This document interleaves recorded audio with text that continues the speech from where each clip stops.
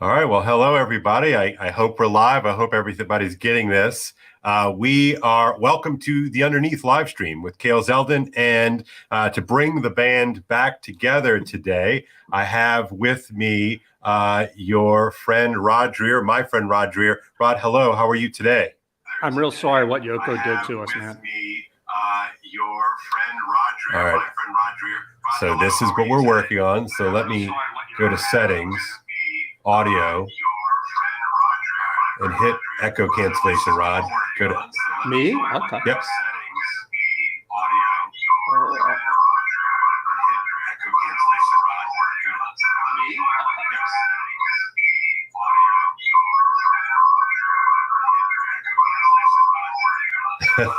Well, we're working on this. Sorry, everybody.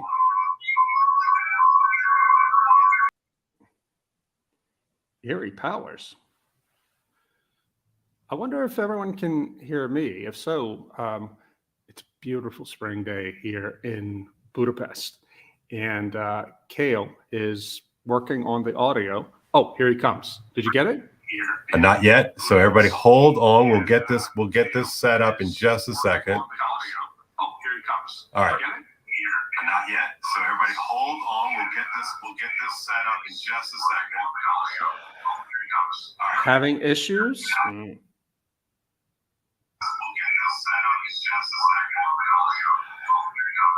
Having issues? Now, can you hear me now? I can hear you. Can you hear me? All right.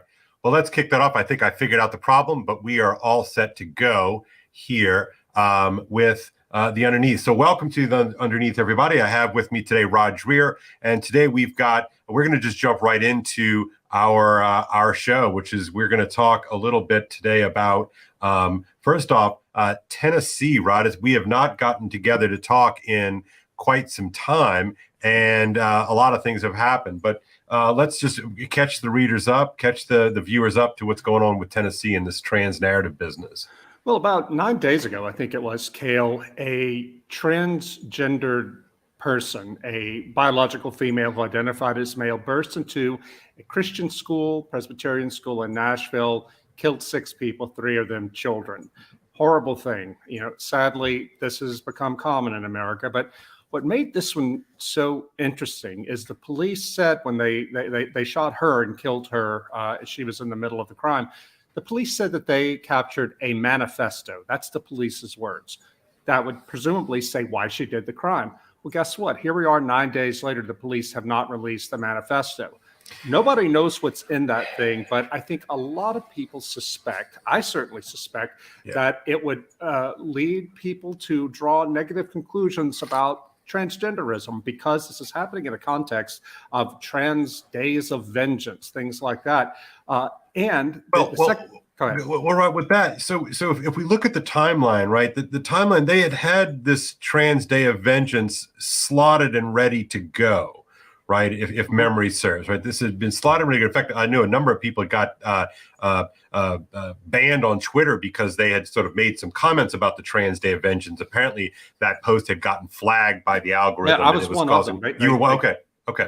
Yeah. So but just prior to that, about 4 or 5 days prior to that, this woman went into a Christian school, right, and did their business. So I think it's just interesting in terms of setting up the narrative, because this horrific event happened in the sort of in anticipation almost of what was going to happen the following weekend, nationwide. Yeah, well, we don't know if there's a direct connection there. I think the manifesto might shed some light on that, but we don't know what the manifesto is because they haven't released it yet.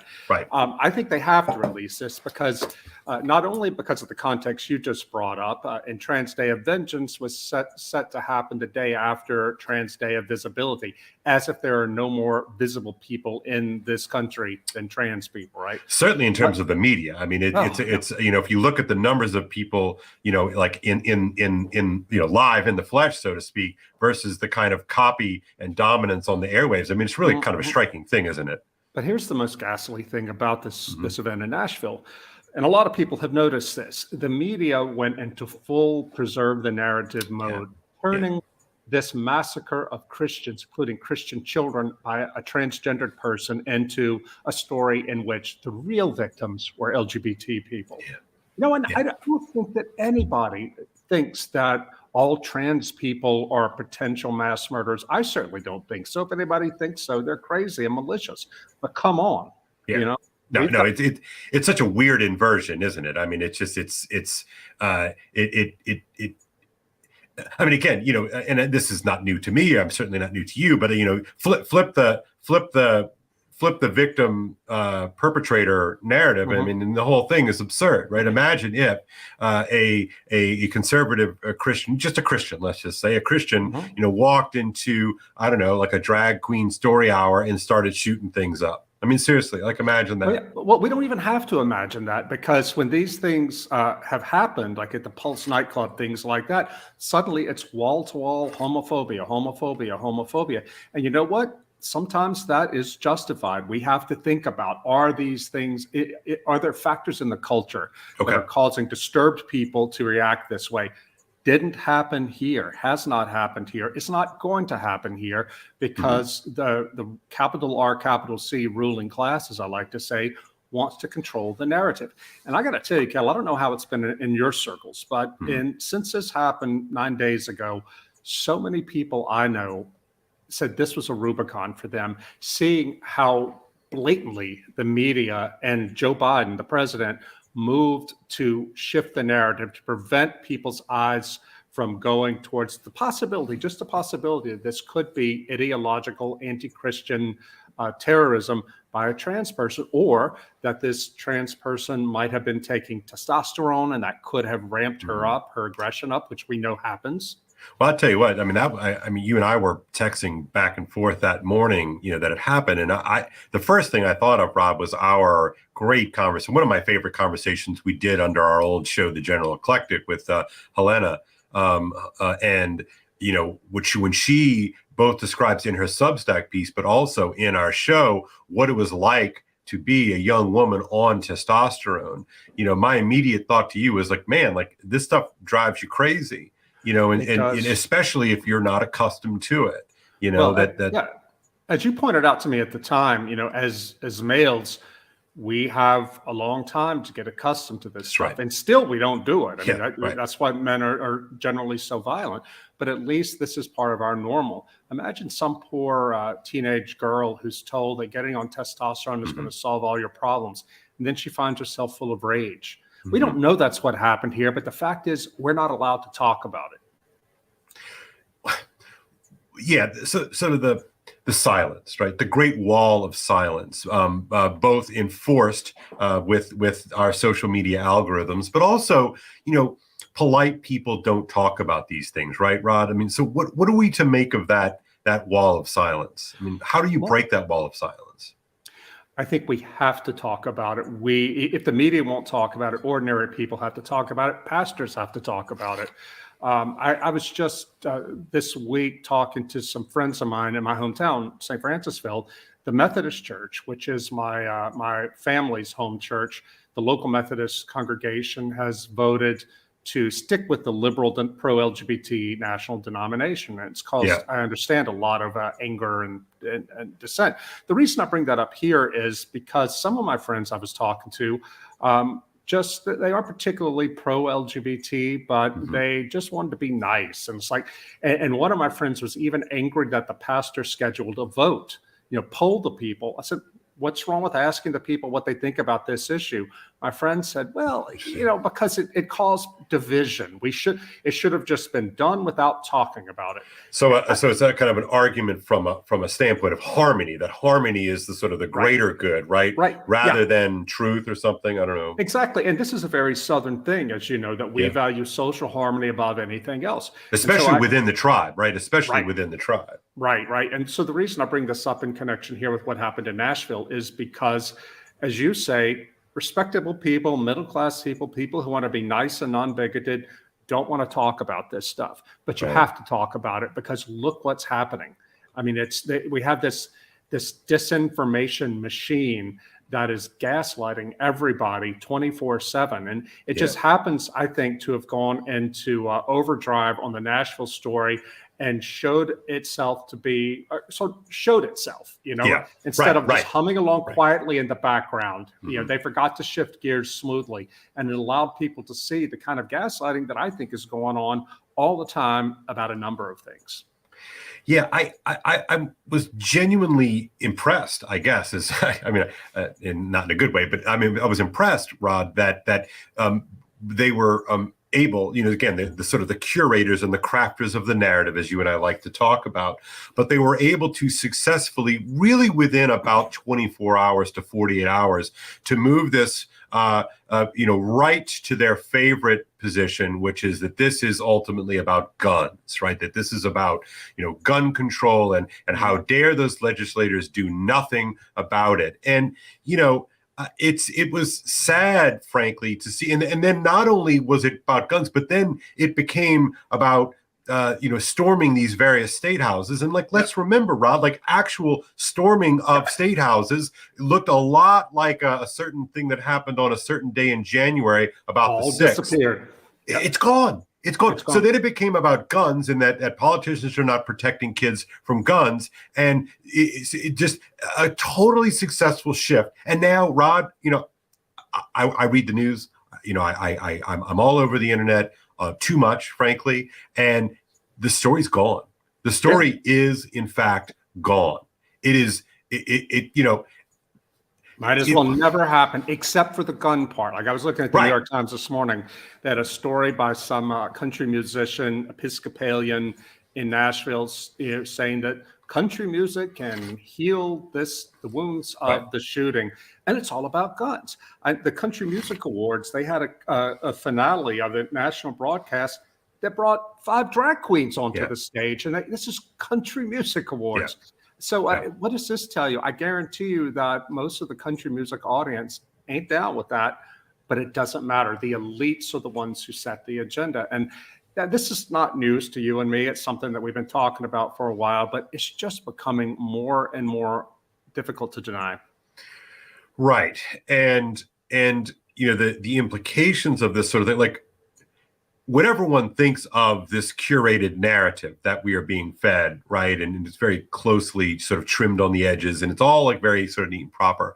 There is, in fact, reality, right? There's something going on here, and I got to tell you, Rod, I teach at a Christian school, a Catholic school, and those sort of days after this event, this horrific massacre of, I think it was 3 adults and 3 kids. I mean, they were young kids, 9-year-old kids, younger than even my youngest child. And, it feels kind of weird. I don't know, this one hit me in a slightly different way because of the motivation. Now, no, I go to I teach and operate at a fairly mainstream school, and we're Catholic, and we don't hide the fact that we're Catholic, but, certainly, if you look at, sort of the on the books reality of sort of Catholic teaching, for instance, on sexuality, et cetera, we are clearly at odds with this sort of emergent and now seemingly prevailing narrative or worldview. And it feels a little bit weird. Why wouldn't I be? And it's not like I've exactly shut my mouth about this stuff. No. And do you see, just before this happened, you saw different people all around the internet, including the lieutenant governor of the state of Minnesota, wearing T-shirts that said "Protect Trans Kids" and had a knife there. Some pro-trans memes and T-shirts, things like that, have machine guns there. So this is not what happened in Nashville. Almost certainly didn't come out of nowhere. But we're supposed to turn our eyes away from it. Kale, I remember back in the 2000s, 2004, 2005, when I moved to Dallas. I was working at the Dallas Morning News on the editorial page. Yeah, I'd come out of New York, had been there for 9/11, and was really interested in Islamic terrorism. Well, I found out, to make a long story short, I found out that the Dallas Central Mosque, the biggest mosque in Texas, was funded by the Muslim Brotherhood, and they were holding extremist meetings there. They were doing it openly. They weren't trying to hide it. Right. I could not get our newsroom to care about it. Thankfully, I worked on the editorial page. My boss there said, "You're welcome to write about it. Just make sure you've documented everything," which I did. Right. But it was incredible to me because the people running the newsroom at that time, I think they're all gone now, they were more afraid that some Bubba somewhere in Texas would have a negative thought about Muslims than they were about the fact that the local mosque was holding radical meetings and teaching from the books of Sayyid Qutb, the Muslim. Qutb, yeah. I mean, but this was like almost 20 years ago, but this is how the narrative control works. And that's when I first knew that even in matters of extreme national interest, like Islamic terrorism, you cannot trust the media. They will curate the story. So I have a question for you about that, because it's something I've been thinking of, and this might help us transition a little bit into the next bit, if you don't mind. But what is the role? So what does that tell us about worldviews, right? You talk about this 20 years ago in Dallas, and that you talked about there was a national security / national interest angle to covering the fact that the Muslim Brotherhood was supporting the biggest mosque in Dallas, right? And so you are looking at, if I'm making sense, stop me if I'm not, but you were looking at this as a sort of a local security issue, and the way in which the inimical forces had sort of wended their ways into the lives of ordinary Americans, or sort of something like that. Sure. Sorry, I'm being inarticulate here, but why did the people who were running the newspaper not see it as a national security or a national interest story? I think because it didn't fit their narrative. I remember. So then the narrative is not the same thing as national interest. Right, absolutely. And like the narrative is more important to maintain than even just reporting the facts, throwing them out there and seeing where they lead us. I remember, in fact, once having because I was attacked viciously by the local Muslim Brotherhood leadership, and they once called me and my boss and the editor-in-chief of the newspaper, really good guy, called us to lunch to talk this out. And my boss really believed, that the editor-in-chief really believed, that if we just got together, had a frank and full exchange of views, we could all be one big happy family. And I said, we're not going to do this. They believe radical things that are incompatible with liberal democracy and living in peace with us. And he just couldn't accept it. So we sat down for lunch. And at the end, I got the head of the local Muslim Brotherhood to admit that, they believed in stoning homosexuals, killing homosexuals, and stoning women taken in adultery. And I remember on the long car ride back to the office, the editor-in-chief was like, "Wow, I didn't see that coming." Like, I told you. But here's the thing. He's not a bad guy. He just was so bought in to the narrative that he couldn't allow himself to see reality. And I think that's probably, to be as generous and as charitable as I can, I think that's probably the case with a lot of these reporters and editors and producers in newsrooms thinking about Nashville. They are so programmed from their college years, from the circles they hang out in, which are totally not diverse at all in terms of ideology. They're so programmed by that they don't know any other way to think. That's the first response. Yeah, that's right. I can't, and maybe there's a certain amount of irony of sort of two conservative Christians, talking about this on a live stream, but I can't help but think that what we're running into is what any of us would call dogma. Like these are sort of these unquestioned presuppositions that are foundational to a worldview. Yet in their worldview, they don't subscribe to the notion that they hold on to a dogma. It's an interesting, curious thing. They think that reality has a liberal bias, right? That's right. I forgot about that. Well, yesterday there was an election, a mayor's election in Chicago, and the progressive candidate won. Now, this guy, Brandon Johnson, the progressive candidate, a black guy, he gave a speech a few days ago in which he said this whole election is about black power versus white wealth, or black labor versus white wealth, something like that. He cast it in explicitly racial terms. His opponent, by the way, was white, a Greek American guy. Right. And Brandon Johnson won. Now, and he's also super left-wing, defund the police type, although he tried to turn that around. The reason I bring it up is this. We are going to see probably people starting to leave Chicago because people were feeling really down about Lori Lightfoot, the failed mayor, outgoing mayor. Right. If people start to leave Chicago because they're afraid the violence is going to get even worse, what do you think the media is going to say about it? White flight, even if it's middle-class Black people leaving. Right, of course. So in other words, they're leaving because they just don't like Black people, right, not because maybe they don't like crime or something like that. Right. Or economics. Last week, I met a guy here in Budapest, a white South African guy who's here doing PhD work or something. And he told me he was at a party with Chris Rufo, and Chris and I were talking about this afterwards. The guy was saying how bad things are in South Africa. And, I'm like, really? You never hear much about South Africa because when you and I, Kale, were in college in the 80s. It was all about stop apartheid. Yeah. Got to stop apartheid. Apartheid falls, Mandela comes to power. Yep. Everything's great. I said, maybe there's some problems there. I think I hear every now and then, but I had no idea how bad it was. He said that the power grid is collapsing. He said, my parents in Johannesburg have only 4 hours of power a day. The water grid is collapsing. I went back after that conversation and looked all this up, and he's completely right. So why are we not hearing about this? Well, we're not hearing about it, I believe, because it doesn't fit the narrative.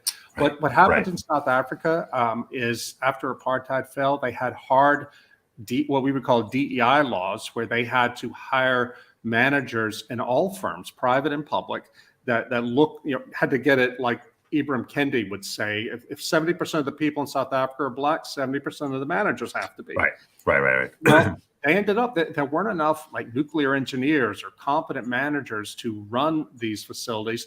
So they got filled with patronage, Black patronage hires by the ANC. Surprise, the country's falling apart, and now not even Black people have clean water or power. The point is only this, is that reality, as you say, comes back. Narrative can only take you so far. But the South African guy said, and he and I'm going to do an interview with him for my Substack. Oh, good. He said the point that Western people need to understand is when you begin to build a society based on anything but reality, and that includes competence at doing technical jobs, this is what's going to happen. Your country's going to fall apart. Right. It's interesting to me because in my orbits, in educational orbits, there's all kinds of, one of the ways in which DEI is sort of finds its way into sort of the inner workings, into the marrow of a school, is to talk about it in terms of, they use this phrase, cultural competency, right? And what they mean by cultural competency is not what you might think, which is to be competent is to be able to perform a function. Right. No, of course, we're not saying to return to apartheid, sir. Anyway, I just read a comment. But in other words, to be able to do something, right? So for instance, Rod, I have a competency to mow my grass, right? To trim the hedges, right? To rake the leaves. I have a certain competency in to do that. Now that's not a high level competency, of course, right? But we understand competencies like, can you do the task? Can you do the thing? Well, they use cultural competency as a kind of way of, do you have right think? Right. So that cultural competency, not like competency, right. but cultural competency is to have the right opinion, is to understand, that there's systematic this and there's structural that, all of those sorts of things. And that there are these sort of false hierarchies of whiteness, right, that need to be replaced with the proper, reordering. We need to center, Black trans lives, all that kind of stuff, right? So that is sort of what cultural competency for those people become, right? Or that's what it is. But what is forgotten, and I kind of think what you're getting at with the story about South Africa, is that that South Africa is losing their actual sort of political competencies or society competencies in order to make in order to make the water show up, in order to make electricity show up on time, right? These are the kind of things that are non-negotiables. We can't have them. there's that great book. I think I banged on about this about a year ago, but I was reading it about the Great Awakening. He's a fellow that teaches in Georgetown. He does the de Tocqueville stuff. Joshua Mitchell. Joshua Mitchell. Yeah. Yeah. And so he tells this great story, and I really recommend that book. It's a fantastic book. But there's a great story in it in which he says he uses the image of bottled water as an instance in which we have forsaken genuine societal competency, which is to deliver safe, fresh water vis-a-vis the tap, right? Mm-hmm. And we have done a workaround of that cultural incompetency by defaulting to bottled water instead of tap water. And it's a great so like that is actual competency. What we're seeing, I think, in South Africa, according to the guy you meet here, is that we're losing that just basic level of can we like live together and provide services, like just basic levels. And the guy, to be clear, this guy was not defending apartheid by any means, but he was simply saying this is the tragedy, of doing a good thing, which was ending apartheid, has resulted in the collapse of the infrastructure of the most advanced country in Africa, and it's hurting Black people too.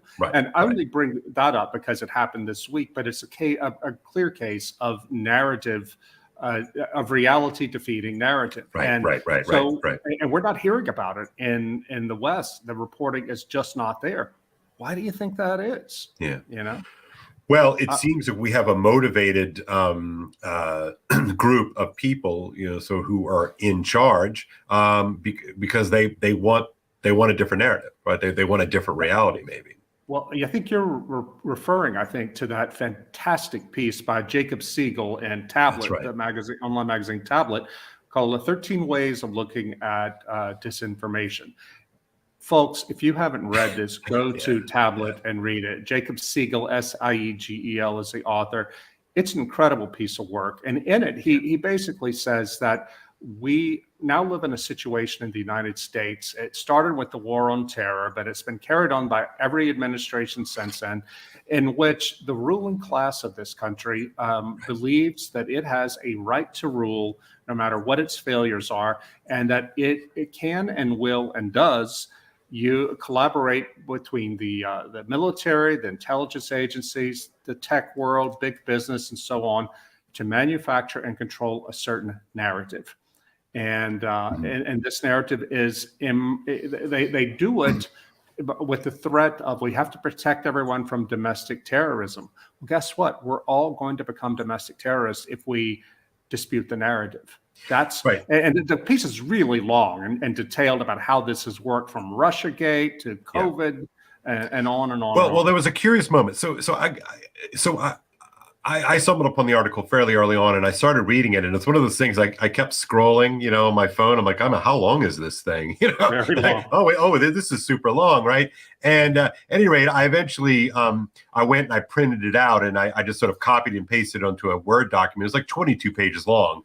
So it's a very lengthy document. But what was revealing a number of things are revealing to me, and I immediately tweeted out. I said something to the effect of, when historians, in a generation, write the history of what we've just lived through in the past decade and a half, this is one of those must footnote pieces, because it is chock full of just real detail, connecting the dots. It's a thorough piece of not only reporting but framing. I think it's a really, and I kind of hate when people use the language of like it's important, but it's important actually. And to me, the moment, the thing that was shocking to me. And just as sort of a quick backup, I know a number of people, a couple of people really closely, who were part of Trump's transition team, right? So when a president wins an election, there's this whole process in which the existing regime is sort of trending down, and the new regime is sort of trending up, right? And it's sort of building out its team and all of that, right? So there's this transition, and it's a big deal. And so I know a couple of people who were involved with that. And I remember, later on talking with them, and this is after, what some silly thing that Trump had done this or that and the other, right? And just sort of like, I remember just asking, like, why are you sticking up for this guy? I mean, why are you sticking up for the orange man? right? And I know we're going to get to Orange Man in just a second.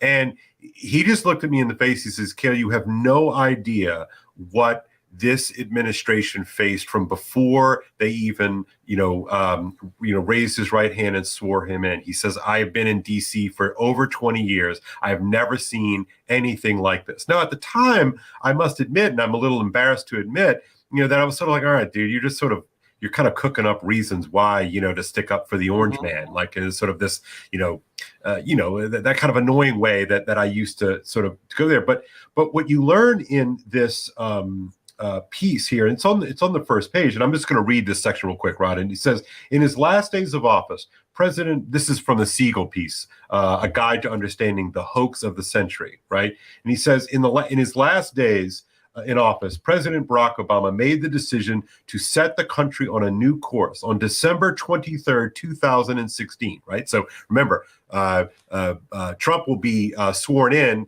a month from then, right? Something like that. Obama signed into law the Countering Foreign Propaganda and Disinformation Act, right, which used the language of defending the homeland to launch an open-ended offensive information war. And we know this, right? This is actually true. This is not some sort of, breathy, obscure blog or a Twitter, tweet post or anything like that. Like, we know that this in fact happened. And what this did is it mechanized for political reasons, very clearly political reasons. It weaponized the vast infrastructure of the surveillance state against the country itself. Right. And I think that this really explains why, and then Siegel then goes through like all the Russiagate stuff and all of these things. But what it really helped me understand is that that all of the stuff that we heard about, Trump was in fact, maybe not all of it, but a lot of it was built out and used and weaponized by an unelected class of people who were simply outraged that the people would choose somebody not in their class.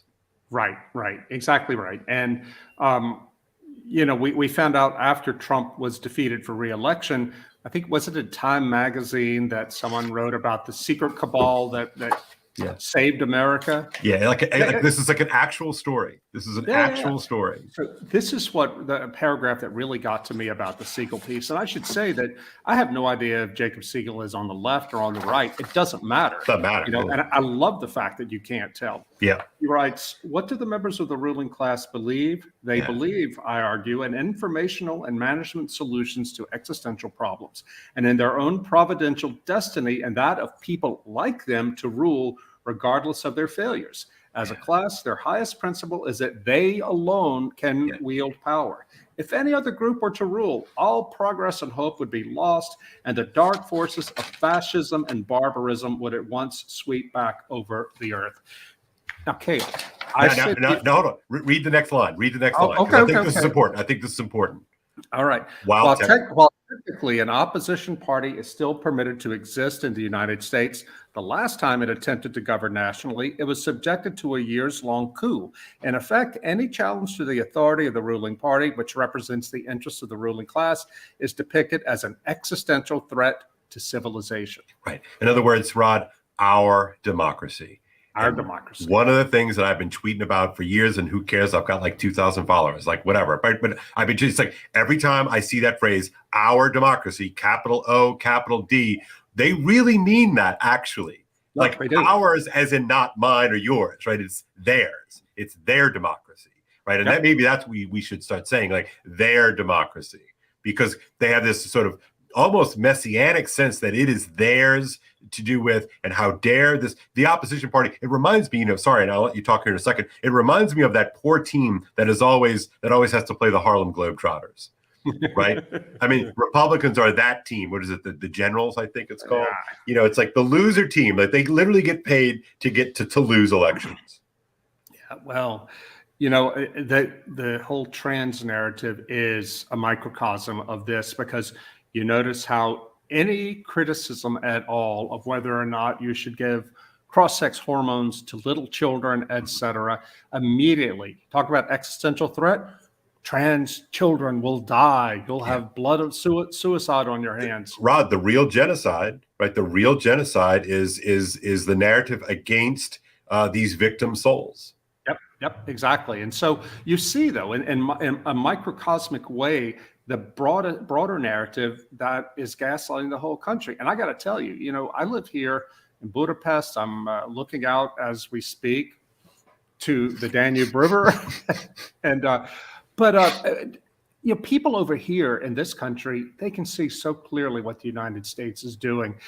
Last week, the U.S. Agency for International Development put out a press release saying that the U.S. government, for the first time, is committing a lot of money to fighting for, quote, rule of law overseas to address all the, quote, unmet justice needs of 5 billion people around the world. Now, it's written in bureaucratic, therapeutic language that is Orwellian. Right. What they're saying is that we in Washington and the ruling class know better what the whole world needs in the whole world. Mm-hmm. People in Hungary know well that whenever the Brussels bureaucrats start talking about rule of law concerns, it's a euphemism, meaning that they don't like the democratic decisions made by the voters of Hungary, and they're going to take back our democracy. Well, Washington is doing that too. And Kale, the thing I just read about how the ruling class in the United States believes it has a right to rule no matter how badly it's screwed up. The ruling class screwed up Iraq, screwed up Afghanistan, and nobody's answered for that. Last week, or maybe 10 days ago, Representative Matt Gaetz had the defense secretary and the chief of the Joint Chiefs head testifying. Not a single person has had to pay a price for the failed withdrawal from Afghanistan. They don't care. Nobody gets punished for this stuff. Now we're in the middle of pushing towards war with Russia, because this time it's going to work. Right. Democratizing and liberalizing Ukraine is going to work. I guess that I don't want to get too broad here, but it just drives me nuts because Jacob Siegel is right. This is what the narrative is constantly doing. These people who run this country, whether it is in politics, in business, and they're all the same. They're all pushing the same story. And by the way, Siegel says in this piece, he says that what's happening is a sort of the emergence of the word he uses, totalitarianism, that doesn't look totalitarian. I'm like, dude, read Live Not by Lie. I know. One more time, like you get there early, and your gut instinct is sort of spot on here. That's exactly where we're going. It's a kind of narrative jail, actually, that we're all kind of living in. And, and I gotta say, as and he mentions COVID, and he mentions the elections, and he mentions a bunch of different things. And, I'm constantly in this state where I'm like, okay, I'm looking around and nothing, it doesn't pass the sniff test. Like, am I the crazy one? And, you read a piece like Siegel's piece on disinformation, you're like, well, actually, no, see, like I actually, one still does have certain instincts. If you have a a nose for it, or an eye for it, or an ear for it, it's really these manipulations are huge. And of course, we haven't even talked about the Twitter files. What Taibbi and Schellenberger and Barry Weiss, what was revealed in that. I mean, that's detailed, of course, in the Siegel argument, or at least hinted at. It's a pretty tremendous thing. But I think what I keep coming back to is that we are combating here, or we're seeing a creedal reality. Like, this is something about belief. It's a war of religion. Right. That's exactly right. It really is a war of religion, and we really need to see it this way, because the people who run the show understand themselves as a kind of clerical caste, and therefore there is clerical privilege. Rod, I'm a Roman Catholic. I'm very familiar with these kind of patterns of clerical privilege, and the irony of the last 6, 7, 8 years from my own life is the very people who in the church complain about clericalism are the very ones who abuse clericalism the most. Right? It's a strange sort of projection onto everyone else of the very thing that you yourself are engaged in. Just today before we came on, I saw a press conference from Canada where some non-binary Canadian parliamentarian was announcing legislation that would criminalize criticizing drag queens within like 200 feet of a drag queen story hour. You could pay a $25,000 fine if this gets passed into law simply for criticizing the sacred. I mean, this is freaking blasphemy laws, and yet they don't see it. But wait, blasphemy laws are bad. That's what can we call this? We're protecting the weak and the vulnerable, right? I mean, it's the theft. I mean, it's the downright theft of a Christian frame with which to see victims, right? It's this weird eternal return to sort of sacred victimhood. It's really, really strange. Yeah, when you talk about eternal return, that's a phrase associated with Friedrich Nietzsche. Yep. And I'm afraid what's going to happen, gosh, this is too big to get into now, but I'm afraid what's going to happen is with so many Christian churches capitulating to this fraudulent version of Christianity, that you're going to see people who are seeking reality, especially young people, throwing aside the Christian faith and moving towards some form of Nietzscheanism, which is scary as hell. But I think that the unwillingness of so many churches, even when pastors and lay people know better, the unwillingness of them to stand up for truth, stand up for themselves, stand up for their own people is it's so repulsive. Yeah, no, it's and it's coming and naturally, and I know this is something that we have talked about, but that the that with the advent or sorry the sunsetting of a kind of loosely but broadly distributed Christendom, right, or Christian sensibilities, that we are left with kind of material and ultimately, in my opinion, nihilistic options, and those nihilistic options seem to be breaking into two basic ways, right? Left and right works for the purposes of this conversation.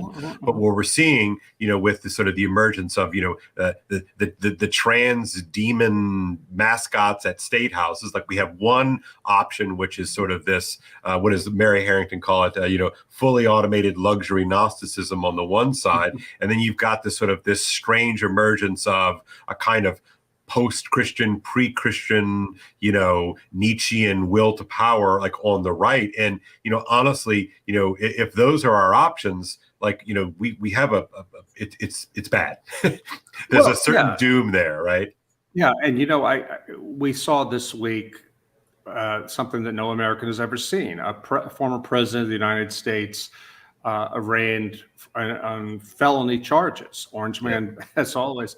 And to look at this from abroad, and I've talked about several other people, Americans over here about this, and we feel like we're watching our own country tear itself apart. That's right. Now, that's right. I think our people who know me know that I have no particular love for Donald Trump. I'm for Ron DeSantis. Nevertheless, Rod, I'd argue that your disgust for the Orange Man has gotten you into all kinds of trouble. It has, honestly, Trump people. Nevertheless, this is so clearly politically motivated. I mean, even Jonathan Chait in New York Magazine, an arch liberal, said this shouldn't have happened. That the charges are so flimsy. This was clearly just political. Yeah. And what I think is going to happen is this is going. I mean, it may end up ruining the chances of my guy, Ron DeSantis, because conservative voters will be so outraged at this nakedly political attack on Trump and perversion of the justice system by this woke DA that I think people will stop trusting any institution. And it's why is that, Rod? Yeah, because how can you trust it when you've had this comes out of Russiagate, the 4 years that Jacob Siegel talks about, where the media and the Democrats tried to discredit the president on flimsy charges. Now it looks like it's happening again. Not that Trump is a Boy Scout, but John Edwards, a former Democratic senator, vice presidential candidate with John Kerry, he was acquitted of similar things because they're really hard to make stick. And, it just looks like that they're going after Trump by any means necessary. And which is also coming at the end of what we found out about COVID, the Twitter files, and all of that. It's such a fragile moment for our democracy. And yet the ruling class is going hell for leather to take down anybody who challenges them. And I just can't see a good ending here. Well, no, I was thinking about it just from an electoral standpoint, because I do think that Mr. Bragg from New York City, what is he, the Attorney General? Alvin Bragg, the DA. Alvin Bragg, the DA. Sorry, the DA, Alvin Bragg, the DA of Manhattan. Clearly he's a member of the party, right? And he's acting at the behest of the party. Now, when I say it that way, even in my head, just as I said out loud, it reminds me of the way in which people would talk about the party in a Soviet idiom, right? But I do think that that's how we have to sort of see this. This is again, I hate that I even have to do this kind of throat clearing, right? It's like, independent of whatever it is Trump has done, either personally or legally, the fact remains, and this is not something coming from the right wing ecosphere, but this is clearly politically motivated. Why is it politically? It seems to me that either they're so scared of Trump that they want to get rid of him, but with the flimsiness of these charges, it almost seems to me, right? I don't know what you think about this. It almost seems to me that they want Trump to be the nominee because they feel like they can beat him. So by making him a kind of martyr to the MAGA crowd, that they think maybe that they can beat Trump, but maybe not somebody like a DeSantis. Yeah. I think that's true, in the sense that I think that the only challenger that Joe Biden can beat in 2024 is Donald Trump, because so many people hate him. But I don't know that Alvin Bragg is playing 3D chess that far ahead. I think it's probably more like a lot of Republicans were about Bill Clinton, about the Clinton impeachment. People like I was, we couldn't stand this guy so much. He kept getting away with so much, Bill Clinton, that somebody had to hold him accountable for breaking the law.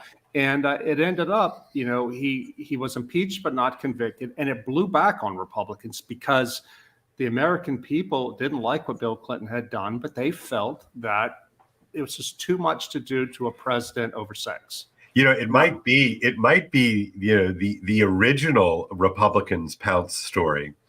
Now that I think about it, right? I mean, so the backlash, so that that sort of becomes the frame. So the Republicans act on the impeachment and they bring it off, but then they are the ones who sort of paid the price, so to speak. But I remember, Kale, back then. I remember where I was sitting in my apartment in New York City the day Clinton was impeached, and I thought, finally, justice.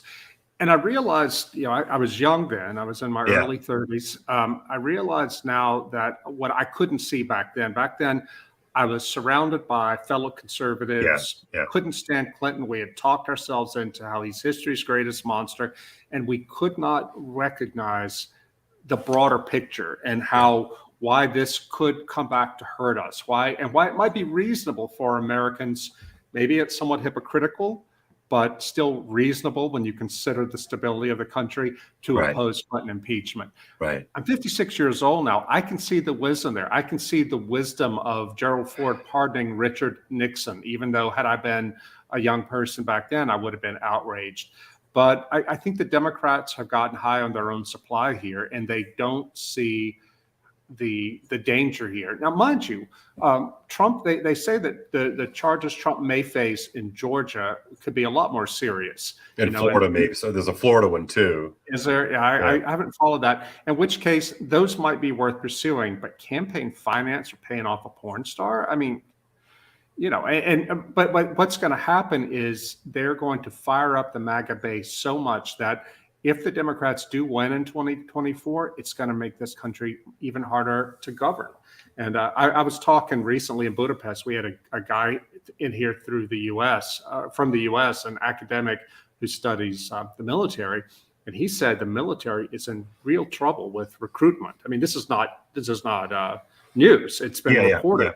But he was giving me some of the numbers, at the granular level, and it is a serious crisis.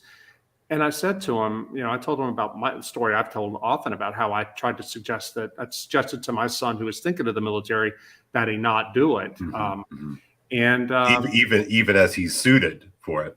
Yeah, he's suited for it. Was thinking of doing it. But I said, don't do it, because I don't trust the ruling class with your life, and also the wokeness in the military and so forth. And the guy I was talking to, my interlocutor, said, this is going to be a real problem.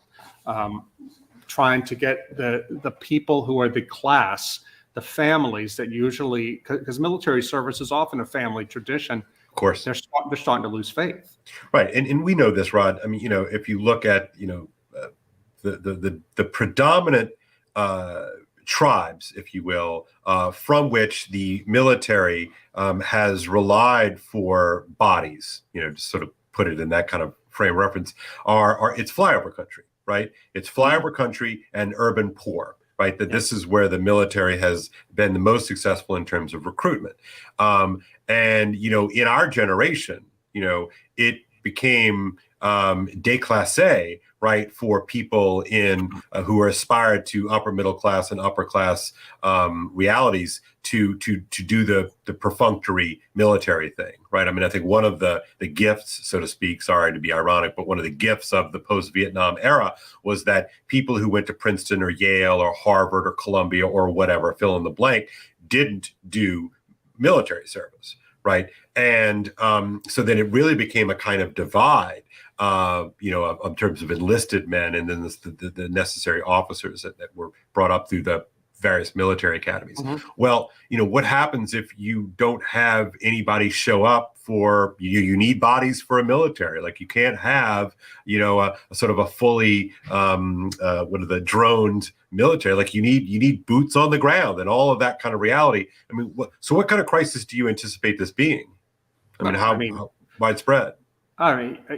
Who knows where it stops? Because this guy was telling me, and again, I've read this elsewhere too, but it's something different to sit next to a scholar who studies this stuff, that there's no way to turn it around quickly.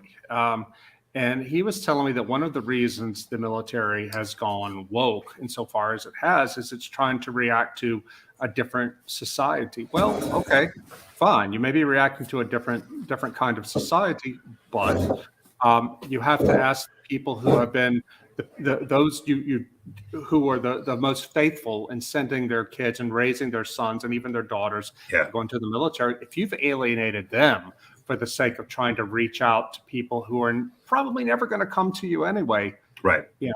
What have you done? And if we follow the Roman example, the late Roman example, when they don't have enough Romans to fill the military ranks, they start getting non-Romans. And I think that we may end up seeing the U.S. military pushing to open the immigration floodgates even more for the sake of getting soldiers to defend the empire. Yeah, I mean, I think for me, the sort of the bigger takeaway is that we one more time, we are kind of living in a real transition time here. Like, I really, and I say that unironically, of course. Like, I really believe that we are on shifting sands in terms of political alignments and the way that we sort of live and move and have our being. So I think and so to sort of take this back just to this last point, I know we got to go here in just a minute, but this Trump business seems to be indicative of our deepening decadence. And to me, the Trump arrest, or not arrest, sorry, the arraignment. The arraignment. Well, he was arrested. It's an arrest, yeah. Right. So we don't have the mugshot, the sort of the. No. But anyway, yeah, fair enough. This is a sort of an indicator of a deeper decadence, and it seems like the Uniparty is going to do everything in their power, legally and I think illegally, to keep the wrong people from having a seat at the table, or even a seat at the controlling levers. I think that they're done. That 2016 is still the big it's still the big story. I think we're still living in the wake of that eruption. And the fact that it implicates the previous regime, the previous administration, sorry, it's probably a nicer way to say it, is hugely disconcerting to me. The fact that in the last days of the Obama administration, they put in place things which would allow them basically to continue to rule, and that's not American. I don't know another way to put it. You've read your Edward Snowden. I mean, he even before that, he told you what they do. I remember talking to a service member who was involved in intelligence. I was out on the West Coast somewhere, and he was planning to leave the military because he couldn't in good conscience do what he was asked to do. And of course, he couldn't talk about any of it. And I said, what would they do if they knew that you were talking to me now? He said, they do know. I'm like, what do you mean? He said, he said, you've got a smartphone. I've got a smartphone. If they want to know where I am right now, they can do it instantly. And he knew what he was talking about because this was his world. So, I think that we're going to see the fangs bared more, just as the machine in Nashville showed itself because it got a little hyperactive and showed it what it's really all about. I think that we're going to see this happen more and more. And here's the weird thing.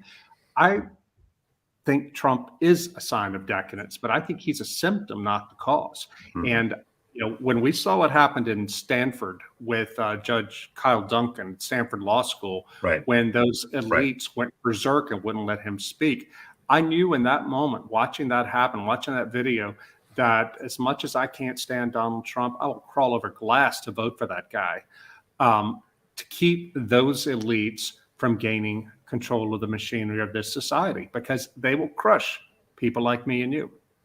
I think invariably so. And, so when I heard Trump at one of his more recent rallies say, I will be your vengeance, or I am your vengeance. I am your retribution. I am your retribution. It's like, so I can kind of be circumspect about that. Right. Of course, my old-fashioned ears hear that, and I'm hitting a panic button because I'm like, that's scary, like that's bad, like vengeance, like this doesn't end. Like I've read my Girard, like this is a problem. Okay, so that part of me hears that, and then I read something like the Siegel piece, and I realize, Trump is a kind of avatar for those of us who don't want to be ruled by the PMC class, the managerial class, the elites, whatever. It's like, it's a tough, man. I feel like in a weird bind right now because I am so disgusted by the elites that it seems like the only, champion, right, in that old-fashioned Greek sense of champion, the only champion that people who are not part of the elite class have is this guy. It's this guy right here. And look, there he is. And he's being, perp walked essentially, right, to being arrested. Like, for what? Like, again, I'm not going to make excuses for the guy making hush payments to a prostitute. I mean, but honestly, for what? Do you want to play this game? Do you want to open this up? Do we really think that Donald Trump is the only president or senator or congressman or whatever who has engaged in this kind of activity? This is weaponizing the rule of law against political enemies, and that just doesn't end well. I mean, I've read enough history. And did you see what Matt Walsh, the conservative commentator, put out today? Yeah, he said Democrats took their shot, they missed. Now it's time for a Republican prosecutor to do the same thing to one of theirs. And I'm thinking, no, it's not. Don't do that. That's how the country falls apart. But I think it's going to be extremely hard. The more this goes on, it's going to be extremely hard for reasonable voices on the right to say, no, sit back, be still, don't do this, because they're going to say, why? Look, it keeps happening. So a friend of mine, Griswold Grimm, he's great. He's a friend of Pastor Paul Vanderklees as well. he says here, how much did Orange Man learn from Vince McMahon? Of course, Vince McMahon is the great promoter of professional wrestling, right? And I would say that one of the things that Trump has always been masterful at is the sort of the kayfabe of the show.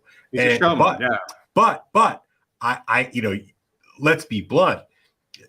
For all of my jokes about kayfabe and professional wrestling and political narratives and all of that, this is real. I mean, this picture, that's real. And look, he's probably going to get. My guess is he's going to get prosecuted.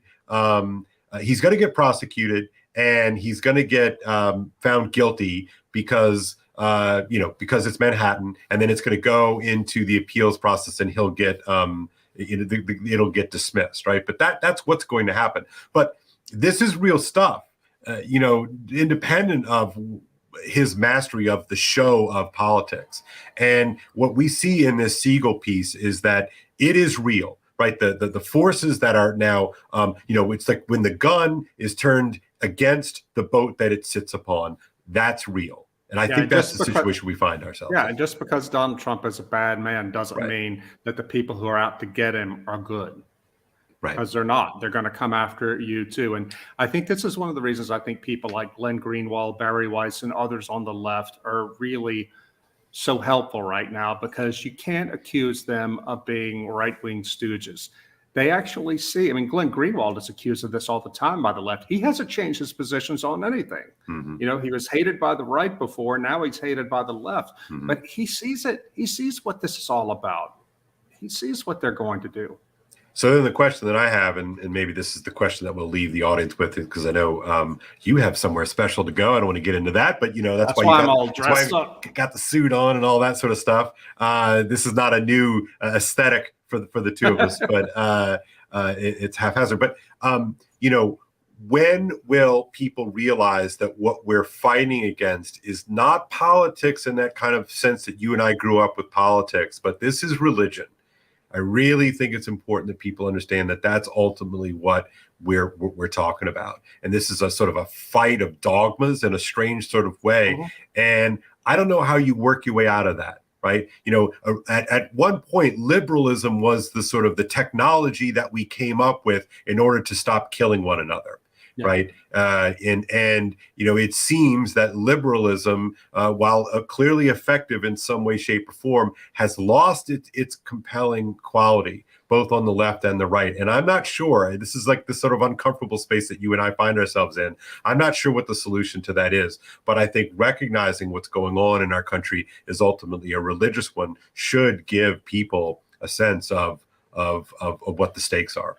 Yeah, I was talking with somebody last week who was saying that, if you don't have a solution, is it really a problem? I think that is a fundamental mistake. We've not dealt with a problem like this before in Western civilization, with the collapse of the metaphysical framework and the religious framework that has been the superstructure on which liberalism is built. This is something new. And the fact that we don't have that there's no solution here doesn't mean that the problems we're seeing, the challenges, aren't real. Patrick Deneen was criticized for his book, Why Liberalism Failed, because he diagnosed very well that liberalism failed because it succeeded so well in liberating the individual from all unchosen commitments. But you can't run a society that way. I remember some people saying, well, he didn't have a solution for it. Well, okay, yeah, he didn't, because liberalism is so deep in our bones that it's very hard to think beyond the horizons of liberalism. But that doesn't mean that there's no problem with liberalism. Right. So I got a quick question, just to end the show. All right. So I'm going to put you on the spot. If you don't have an answer, that's okay. I've got one from my side. So are you reading anything interesting right now? I know you're knee deep in the work with your own book, right? And I know you're making some real progress there. Are you reading anything interesting? Yeah, I'm reading a book called The Book of Fathers. It's written by a Hungarian. It's a novel. It came out a few years ago. I'm reading it, obviously, in English.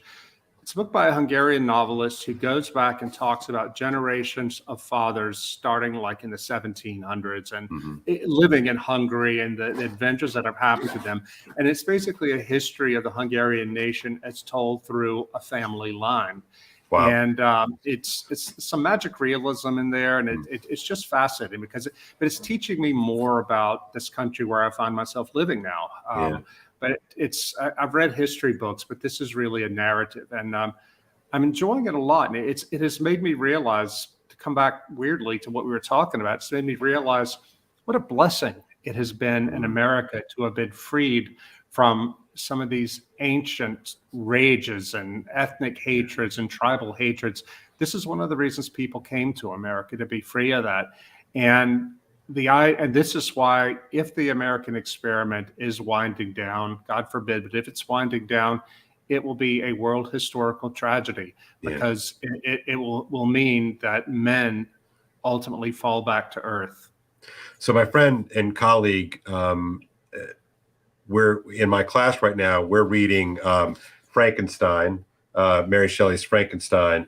And my partner is teaching Tocqueville on the French Revolution. And we were talking yesterday, and, people, rightly put sort of the American Revolution in sort of one category and the French Revolution into another. And maybe you and I can talk about that at a different time. But the gist of it is that the American Revolution is kind of a conservative one, and the French Revolution is that sort of eruptive, truly revolutionary one, in the sense that we mean by revolution, not as a return, but rather as a kind of break and inauguration.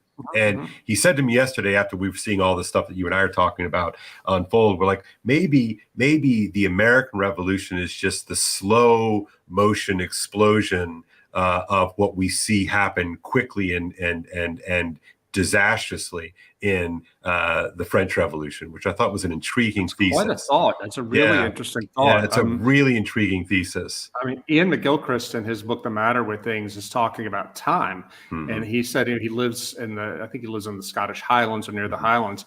And he says that from a certain time perspective, the mountains that seem solid will look like waves in a lake.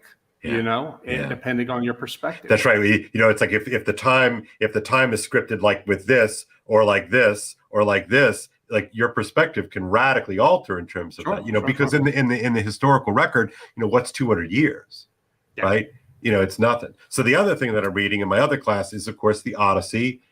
Amazing. Every year I get to do this. It is a true blessing. But really, the book that I'm finally reading, Rod, and we're going to leave it here, is one that you recommended to me, probably a year and a half ago, and I'm finally getting to it. But this is Matthew Crawford's The World Beyond Your Head. Truly amazing, truly fantastic book. A wonderful companion piece, I should say, to Deneen's book, Why Liberalism Failed. Because I think he, like Deneen, it actually predates Deneen. It is a thorough critique of where we find ourselves in late liberalism. It's really the attention fantastic. Economy. Yeah, and that book, The World Beyond Your Head, is fundamental to the book I'm working on now about enchantment. The basic idea is that you cannot experience anything like enchantment or resonance with the world if you are stuck inside your head. And there are things we can do to get outside our head, but it requires being aggressively countercultural. Right. That's something for next time. Indeed. Look, everybody, Rod, I want to thank you for coming on the show here. I do appreciate it. Look, when we parted ways with TAC, 6-7 weeks ago, that's our old channel. So I have started a new channel here, and I hope to have Rod on here semi regularly. If I stay nice to him, he'll show up from time to time. But I'm going to continue to do some videos here, both in interviews like this, but also some just standalone shows of me sort of ranting about whatever. Hopefully it's not a rant. Hopefully it's a little bit more informative to my audience. But if you could do me the favor, of course, of liking and subscribing, because this is a new channel. So I think I have like 25 subscribers on this one. But if I could grow that would be very helpful as I try to build this thing out. And like I said, I also, my Substack and Rob's Substack, I'll include that in the description in the notes under here when it gets uploaded as a recording. And to find Rod, you know where to find him. To find me, you know where to find me. And we do appreciate it. And Rod, thank you, brother. Be well. Oh, be well. And you can find me very soon after Orthodox Easter at the European Conservative. I'll be starting a blog there to write about American and European conservatism. That blog is probably going to start in about 2 weeks. I'll still be doing my Substack, roddreher.substack.com. And of course, you can find me on Twitter at Rod Dreher. Thank you, brother. Be well. Take care. All right.